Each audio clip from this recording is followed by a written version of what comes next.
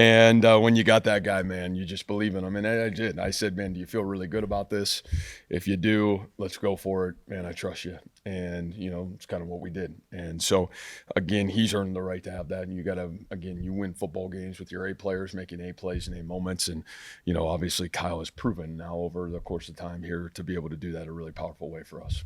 And then your pass rush shows up in a big way immediately when they have time to maybe go do, with the guys won 50 games as a starting quarterback. Yeah. Can you talk about McDonough and just the defense in general on that last one? Yeah, I feel like, McDonough's been coming every week. I wish we would have had him a little bit earlier. He came in May, and we only had him for the start of camp in June or for the start of our summer program. But boy, he's been a really powerful figure in our locker room. What he's about, what his work ethic's like, and to be able to watch some of those things today for really our whole football team continue to unfold under the lights of, man, powerful moments, big games, big opportunities to grow forward. And I think our team continues to have that resolve of, man, growing itself forward. And obviously that'll be a big challenge for us again this coming week. But, man, can you have enough courage to keep staying the course and keep improving? But he certainly has done that in an awesome way. I think, obviously Dom, I think, showed up big really throughout the entire football game. Again, another guy that's worked so hard for these moments to be his best. And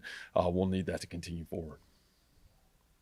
Gabe Burkel's catch off the tip, is that just one of those moments that you need to win one of these games? Well, I think that was balancing out some of the other things that were happening in the game. You know what I mean? So something had to go positive for us because it was like we were playing two teams, it felt like at times. So it was nice that the ball bounced our way in a positive way in a great moment. So I figured Gabe would do that for us. So we were really grateful for his intent.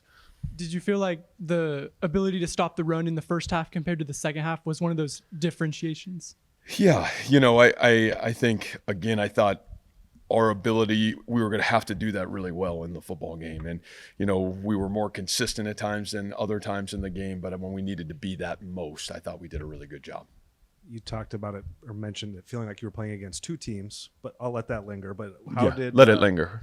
How did you feel like they managed the flow of the game? Because it seemed like a lot was going in your direction, and then it went the other way for I think, again, that's football, and that's how it rolls sometimes. And the reality of our poise in the moment, that we knew this is an emotional game, so many unexpected things are always going to happen, and that's football in general, 60 minutes of it.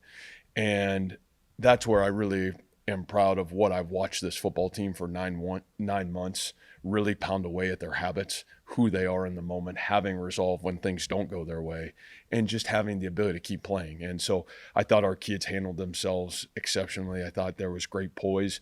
I don't think our kids ever flinched. And again, we're going to need more of that. We're going to have to continue to be that, but that's how you practice on Tuesday and Wednesday and Thursday. That gives you the confidence to show up in those moments. And, when adversity hits, not flinch, just keep playing. And I thought our kids did a great job of that today.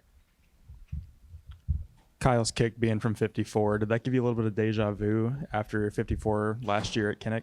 Yeah, I mean, I don't know deja vu just because it was so different. There was so much time on the clock. I think a lot of our thinking was, man, how are we going to make sure we do a great job handling this, when this goes in, or if it doesn't go in, man, we still had 3 timeouts. How are we going to execute the game plan? So I think a lot of that conversation, just because it was different, but obviously for Kyle, it means the world to him and it means the world to us. And man, he's a young man that continues to do really positive things. Defensively, you didn't really have an idea of this Iowa offense coming in, I think, but get into maybe the adjustments that the defensive side of the ball you guys made there, and then at halftime, kind of how that went. Yeah, I don't know if we were so surprised about what we saw. I think some of, there's enough newness into that offense. Certainly we have so much respect for their quarterback, and he's a tough kid. I mean, I thought he was awesome today. And I know Rocco and him got to meet each other a little bit at the Manning camp this past year. And I think Rocco has the utmost respect for him too. And so, what he's about, what he stands for, you knew you were going to have to play 4 quarters of great football, and he was going to give his team a great chance to win football games. And he'll continue to do that. Matt, Gabe Burkle was obviously no diamond in the rough when he joined you guys. Mm-hmm. But what did you see in him years ago, and has he progressed faster than maybe you would have thought? Yeah, I think Gabe's I go back to this last year for Gabe, and the one thing he always has been from day one, and I think this is what we loved about Gabe, is who he was. You know, Gabe's family went through some tough times. His mom went through a really tough car accident. You know, I think his junior year of high school, he tore his ACL. So he faced a lot of adversity in high school. And he had a great senior year, and it was one of my favorite things about Gabe. Every time you met with him, he just had this incredible spirit about himself. And when he came here to Iowa State, he's worked. I mean, he's a 4.0 student here. He is addicted to being his best. And I think one of the things that's been so fun for me is, you know, last year we lost a tough game to Texas Tech here at home. And, you know, Gabe, I think there was a ball that got punched out on like 4th and 1. I think Ben had gotten hurt that game. Gabe took over the full-time role as the tight end, and nobody, and that certainly wasn't the reason we lost the game. But obviously, man, when something doesn't go well, you know, you're tough on yourself. And I just remember his resolve coming back from that. And if you watch how our football team played down the stretch last year, I mean, Gabe Burkle was the difference. I mean, he was the difference in Miami, playing Miami. He was the difference against K-State. Man, that guy's been a difference maker. So I think getting thrusted into the spotlight and being ready for his moment, he's done an unbelievable job. I think he's playing great football for us, and we feel really confident, man. We feel like we got 2 of the best tight ends in college football right now between him and Ben, and those guys continue to make huge plays, not just in the pass game, but certainly in the run game as well. Coach, you've talked so much about this first 4-game stretch, to be 75% of the way through it and 3-0. Do you feel any relief having that? No, honestly, I probably feel a little concerned. You know, I don't think we were great in the second half. I think that, you know, there's probably for us, our awareness of like where we are right now, our toughness of like, how can we do right tonight? How can we be ready tomorrow? You know, I think this football team's going to have a lot of questions to answer next Saturday. I mean, you know, we're going on the road. You're going, obviously, you know, last time we went on the road and played, you know, I think in a non-Power 5 school, we got beat. You know, like there's a lot of challenges at hand. And so I think physically, I would say I'm a little concerned about where our football team is going into this week, and we're going to have to do a great job. The head coach, our staff, our kids. But, you know, we got a great opportunity to grow forward and kind of show our toughness here a little bit along the way. And like I said, I think if you look at the history of all the teams that played in Ireland, I don't think they've been at this point, right? They haven't gone to 3-0. So this will be a great challenge for this football team, and see if we can continue to move ourselves forward. And we have to get better. It's still the early part of the season. I think that's the biggest challenge. Great teams get better. Are we continuing to get better? Are we too tired because you know what's gone against us? So we'll see. I think we'll have to answer that question next Saturday. Matt, so much had been made coming into this game. Anytime this game is in Ames, it's been since 2011, or Right. it was, that Iowa State has won. To get that narrative killed, what does that mean to you, your program, and to send these fans home happy for the first time in 14 years? Yeah, and we talked about it a little bit this week. I mean, you know, when you go over to Ireland and you see almost 20,000 Iowa State fans that, you know, put up the money to do that, you know what this fan base has done for our football program over the course of, man, our 10 years here. I mean, when there was no belief in Iowa State football, they gave you something to build on. And to be able to give them some special moments, and that was really important. And we talked about that as, man, given this great fan base who's already given us a great deal so far this season, to try to give them something to be really proud of, and hopefully we did that today. Matt, you mentioned that the second half could have been better. Just what do you have to say about the way that your team handled the poise and just kind of put themselves in position to win this game? Yeah, I think there's great mental toughness right now with our football team, and that part I really appreciate. You know, and you had to be mentally tough there in the second half, and I thought our kids' character showed through the second half of the football game. I think there was a little bit of physical fatigue that first time I've seen it all fall. And again, you know, third game going into fourth game, and we're going to have to be great, you know, and we're going to have to do a great job of filling their tank up here this week to give ourselves a chance against a great opponent this coming Saturday.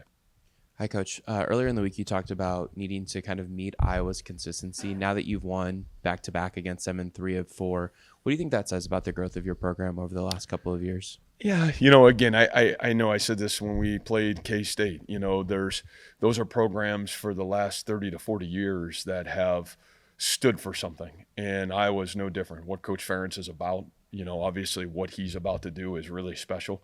And the respect that I have for coaches that have done it the right way and stand for what's right is powerful. So when you play against those kind of people and those kind of teams, it really measures who you are. Where are you? Where's your program? Where are we with our detail? And especially sometimes especially when you play them so early, right? I mean, man, those are hard things to do and play really good teams out the gate. Man, we've had to play 2 great teams early on. And so it at least gives us real evaluation of where are we at? How do we get better? How do we grow ourselves forward? Go ahead, Scott.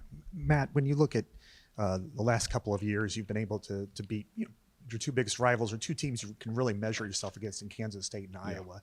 And you look at kind of earlier in your career, there might be a play or 2 that just went against you, and those losses now have turned into wins. Yeah. What has helped you get over the top in these last 3 to 4 years to where you're winning these games rather than one play getting you beat? I think a little bit. And Scott, I think I said this maybe last year a little bit or along the way, and I think this is real. At a place like this, you got to learn the hard way, right? There's no instant gratification. And I think that's been one of the great blessings to be here now 10 years of like, what's it take to win? What's it take to get people to believe in our program? What's it take people to, man, what's it take for us to win football games? Man, what's it take for us to sustain success? Man, when you do win, they want to put you back in the box. So now you're getting everybody's best shot, and we had to learn that the hard way. And that's the head coach, right? I mean, that's me as much as it is anybody else. And so I think the reality is having the continuity and the consistency to understand, what are we? What's it going to take to win football games here? How do we develop a plan from January through, the 12 months we're guaranteed every year to, build the young men in our program, build the journey of the collective whole of the football season. And how do you do that the best to give your kids the best chance to be successful? And I would say, it's taken us every step of the way to do that. And not that we didn't know how to do that, but doing it here, doing it with this program and in this place, I think that's really helped us. And listen, as you know, you guys have all covered us. It hasn't always been perfect, and we've had to have some hard moments, and then we've had to learn. And hopefully we don't have to have many of those hard moments, obviously, going forward, but we may. And the ability to be humble enough to learn from them, grow from them, and then get better from them, I think that's helped us. And it's been great to have continuity with our players and our staff to be able to work through those things together.